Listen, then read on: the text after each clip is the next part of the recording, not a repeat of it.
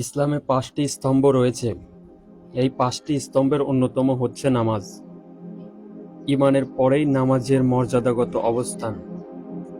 আল্লাহ রাব্বুল আলামিন পবিত্র কোরআনে এ সম্পর্কে ইরশাদ করেছেন, বলুন আমার বান্দাদেরকে যারা ঈমান এনেছে তারা যেন নামাজ প্রতিষ্ঠা করে এবং আমি যা তাদেরকে দান করেছি তা হতে ব্যয় করে। ইসলামী শরীয়তের পরিভাষায় নামাজ বলা হয় রুকু সিজদার নির্দিষ্ট আহকাম সম্মিলিত এমন বিশেষ ইবাদত অনুষ্ঠানে যার মাধ্যমে বান্দা ও স্রষ্টার মাঝে সুনিবিড় সম্পর্ক সৃষ্টি হয়। দৈনিক ৫ ওয়াক্ত নামাজ প্রত্যেক প্রাপ্তবয়স্ক সুস্থ মস্তিষ্ক নর-নারী ও মুসলিমের ওপর আদায় করা ফরজ। নামাজ ফরজ ইবাদত হলেও নামাজ আদায়ের মূল উপকারিতা হচ্ছে অন্যায় ও অশ্লীলতা থেকে মানুষকে বিরত রাখা। এ ব্যাপারে পবিত্র কোরআনে আল্লাহ তাআলা বলেন, নিশ্চয় নামাজ অন্যায় ও অশ্লীল কাজ থেকে মানুষকে বিরত রাখে।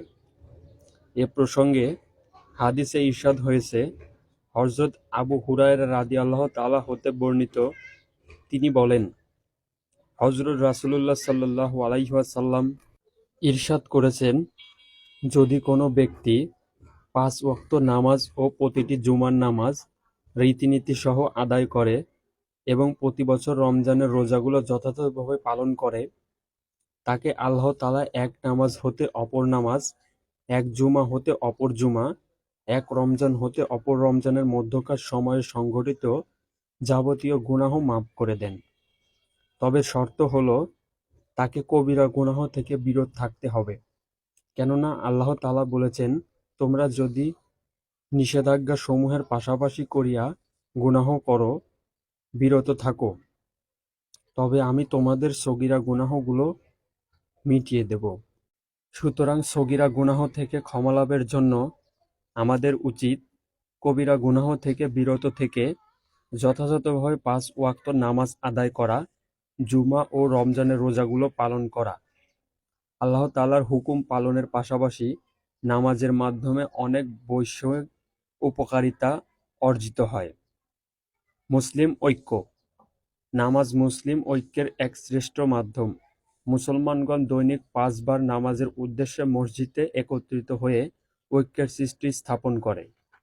আনুগত্যের শিক্ষা।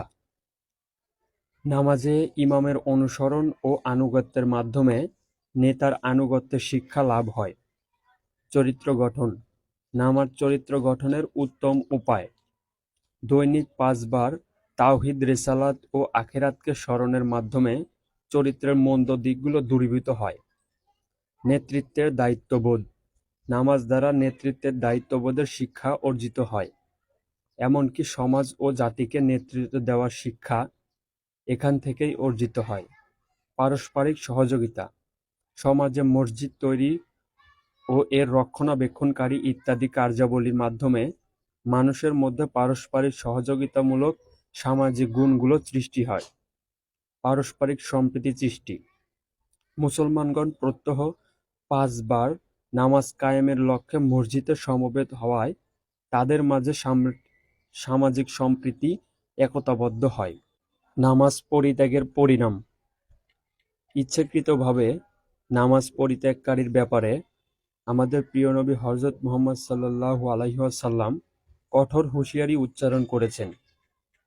এছাড়া বেনামাজির জন্য ১৪ প্রকার শাস্তি নির্ধারিত হয়েছে। হাদিস শরীফে ইরশাদ হয়েছে, যে ব্যক্তি নামাজের ব্যাপারে অবহেলা প্রদর্শন করে আল্লাহ তাআলা তাকে ১৪ প্রকার শাস্তি প্রদান করেন। দুনিয়ায় ৫ শাস্তি। তার জীবন ও জীবিকার বরকত কেড়ে নেওয়া হবে। তার চেহারা হতে নেককার লোকের নূর মুছে ফেলা হবে। সে যে কোনো নেক আমল করুক, আল্লাহ তাতে কোনো সওয়াব দান করেন না। তার কোনো দোয়াই কবুল হয় না। নেককারদের দোয়ায় তার কোনো অংশ থাকে না। মৃত্যুকালীন ৩ শাস্তি। অপমানিত ও লাঞ্ছিত অবস্থায় তার মৃত্যু হবে। ক্ষুধার্ত অবস্থায় সে মৃত্যুবরণ করবে। চরম তৃষ্ণার্ত অবস্থায় সে মৃত্যুবরণ করে। যদি সমস্ত সাগরের পানিও তাকে পান করানো হয়, তবুও তার তৃষ্ণা কমবে না। কবরের ৩ শাস্তি। তার কবর এত সংকীর্ণ করা হবে যে তার এক পাঁজরের হাড় অন্য পাঁজরের মধ্যে ঢুকে যাবে। তার কবরে আগুন জ্বালানো হয়, সে আগুনের শিখার ওপর দিয়ে উলটপালট অবস্থায় দগ্ধ হতে থাকবে। তার কবরে একটি ভয়ঙ্কর বিষধর অজগর নিয়োগ করা হবে, যার চোখ দুটি আগুনের নলখার মতো এবং লোহার মতো শক্ত। অজগরটি বজ্রের ন্যায় আওয়াজ দেবে এবং মৃত ব্যক্তিকে ২৪ ঘন্টা রাত-দিন কিয়ামত পর্যন্ত দংশন করতে থাকবে। কিয়ামতের ৩ শাস্তি। অত্যন্ত কড়াকড়িভাবে বেনামাজির হিসাব নেওয়া হবে, তাতে কঠিন থেকে কঠিনতর শাস্তি দেওয়া হবে। অত্যন্ত অপমানের সঙ্গে তাকে জাহান্নামে নিক্ষেপ করা হবে।